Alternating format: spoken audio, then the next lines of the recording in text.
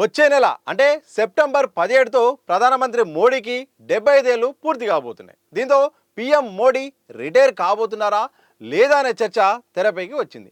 అసలు ఈ discussion RSS chief Mohan Bhagwat కామెంట్తో మొదలైంది.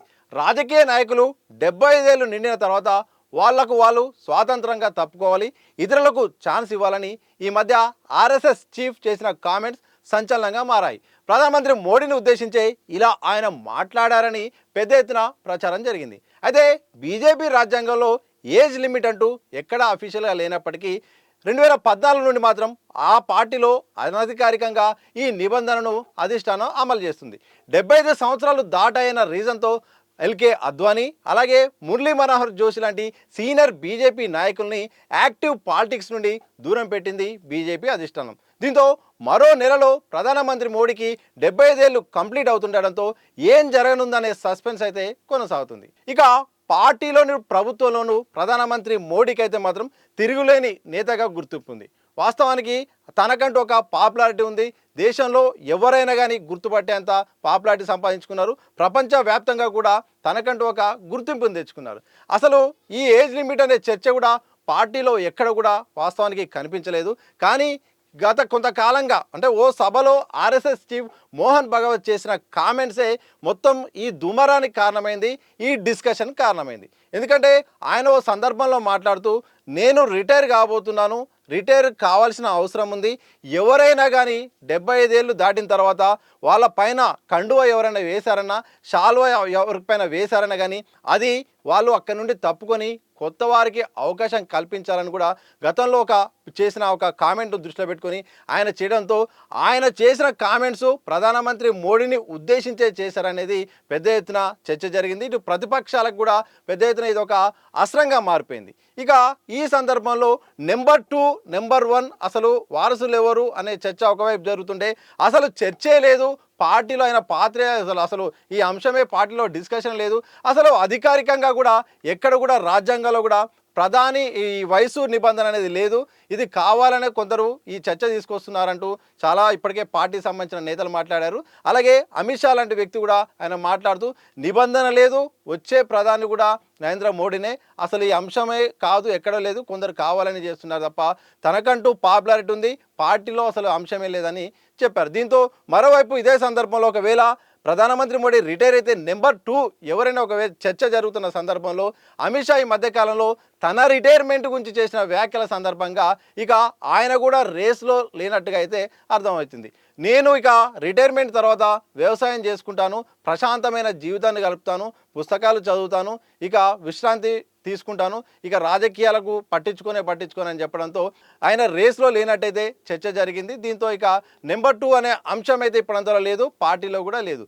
కానీ ఆర్ఎస్ఎస్కు బీజేపీకి ఎక్కడో గ్యాప్ వచ్చింది. అలాగే ఆర్ఎస్ఎస్ నిబంధనల ప్రకారం వ్యక్తికి ప్రాధాన్యత ఉండదు, కేవలం సిద్ధాంతాలకే ప్రాధాన్యత ఉంటుంది. సిద్ధాంతాల ఆధారంగానే అప్పుడున్న పరిస్థితుల నేపథ్యంలో ప్రజలు ప్రభుత్వాన్ని ఎన్నుకుంటారు తప్ప వ్యక్తులను బట్టి అట్లా డిసైడ్ కావడం అనేది కరెక్ట్ కాదు. అది ఆర్ఎస్ఎస్ నిబంధనలకు కూడా వ్యతిరేకం అని కూడా కొంతకాలంగా ప్రచారం ఉంది.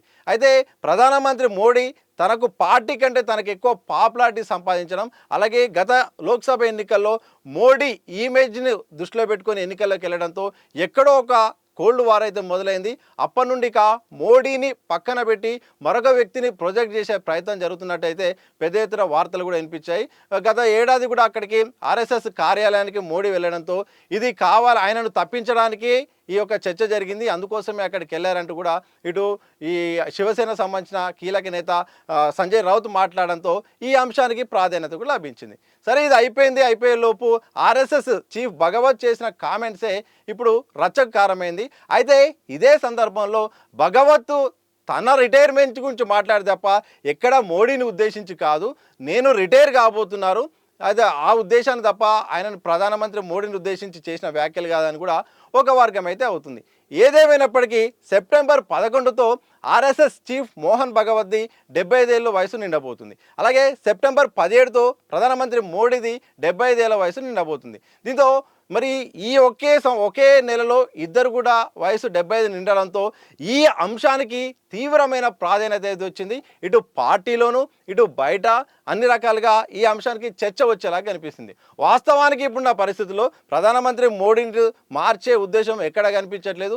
ఆ చర్చ కూడా లేదు, అసలు ఆ ప్రాధాన్యత కూడా లేదు. అప్పటికి కూడా వయసు కారణంగా సెప్టెంబర్ 17 75 ఏళ్ళు ఒక అంశం కారణంగా ఈ విషయానికైతే మాత్రం ఎక్కువగా డిస్కషన్లో ఉంటుంది. ఇలా మొత్తానికి ఇది ప్రతిపక్షాలకు అస్త్రంగా మారిపోయింది. కాంగ్రెస్ పార్టీ కూడా దీన్ని తీసుకొని మీ బీజేపీ అంతర్గత వ్యవహారం అయినప్పటికీ కూడా ఎల్కే అద్వానీ లాంటి వాళ్ళను వయసు కారణంగా పక్కన పెట్టారు. అలాగే మురళీ మనోహర్ జోషి లాంటి వాళ్ళని కూడా వయసు ప్రకారం పక్కన పెట్టారు. మరి మీ టైం కూడా వచ్చింది, మరి మీరు కూడా తప్పుకోవాల్సింది అనేటు ఇటు ప్రతిపక్షాలు మాట్లాడుతున్నాయి. ఇదే సందర్భంలో బీజేపీలో ఉంటున్న ఒక వర్గం కూడా ఇలాగే మాట్లాడుతుంది. ఎందుకంటే సీనియర్ల తరపున ఉండేవాళ్ళు, వాళ్ళ అనుచరులు కూడా అవును వాళ్ళ విషయంలో ఒకలాగా మీ విషయంలో మరోలాగా ఎట్లుంటుంది, వాళ్ళను తప్పించినప్పుడు మీరు కూడా గౌరవంగా తప్పుకోవాల్సిందే, మరి అందరికీ కూడా నిబంధనలు ఒకేలాగా అమలవుతాయనే ఒక అంశము ఒక వర్గం మాట్లాడుతుంది. ఇలా మొత్తానికైతే మాత్రం సెప్టెంబర్ 17 తర్వాత వచ్చే నెలలో ప్రధానమంత్రి మోడీకి 75 ఏళ్ళు నిండబోతున్న కారణంగా అయితే మాత్రం ఇప్పుడు ఈ అంశం చర్చ వస్తుంది. ఇక మోహన్ భగవత్ చేసిన వ్యాఖ్యల నేపథ్యంలో ఈ అంశానికి అత్యంత ఇంపార్టెన్స్ కూడా వచ్చింది.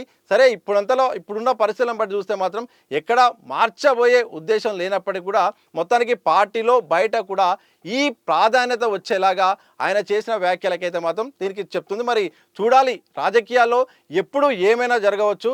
ఇప్పుడున్న పరిస్థితుల్లో సాధ్యం కానప్పటికీ కూడా ఎప్పటికైనా ఏదైనా అవసరమే. ఎందుకంటే కొత్త వాళ్ళను ఎంకరేజ్ చేసే ఉద్దేశంగా ఎప్పుడు ఆర్ఎస్ఎస్ కానీ బీజేపీ కానీ నాయకుల్ని ముందుగానే తయారు చేసుకుంటుంది.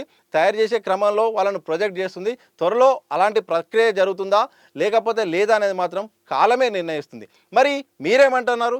మరి 75 ఏళ్ళు నిండిన తర్వాత రాజకీయ నాయకులు పక్కకు తప్పుకోవాలా?